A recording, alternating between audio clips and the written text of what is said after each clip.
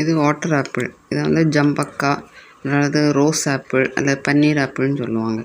இந்த செடி வந்து இப்போ அதிகமாக எல்லா வீட்லேயும் வளர்க்குறாங்க. இதில் வந்து பல வெரைட்டி இருக்குது, பல கலரெல்லாம் காய்கள் இருக்குது. சிவப்பு கலர், ரோஸ் கலர், வெள்ளை கலர், அது மாதிரி க்ரீம் கலர், பச்சை கலர்லாம் இருக்குது. இது வந்து ஒரு சீசனல் பொருள். இது சம்மர் சீசனில் வந்து பொதுவாக நிறைய கிடைக்கும். இது நீர்ச்சத்து அதிகமுள்ள ஒரு பழம்.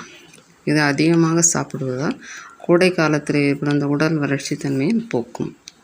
அதுமாதிரி நார்ச்சத்து அதிகமாக இருக்கிறதுனால இதுக்கு வந்து ஜீரண சக்தியை தரும், மலச்சிக்கத்தை போக்கும் தன்மை உள்ளன்னு சொல்கிறாங்க.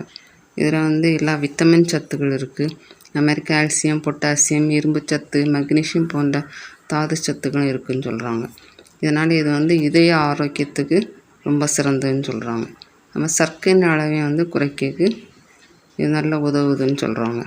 அதுமாதிரி கால்சியம் சத்து அதிகமாக இருப்பதனால எலும்புகள் ஆரோக்கியத்துக்கும் இது சிறந்ததுன்னு சொல்கிறாங்க. அதாவது சரும ஆரோக்கியத்துக்கும் இது நல்லது. அதுமாதிரி கல்லீரல் ஆரோக்கியத்துக்கும் இது ரொம்ப சிறந்ததுன்னு சொல்கிறாங்க.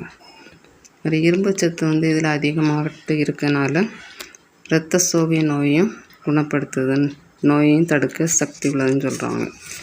மொத்தத்தில் வந்து நோய் எதிர்ப்பு சக்தி வந்து இதில் நிறைய இருக்குதுன்னு சொல்கிறாங்க.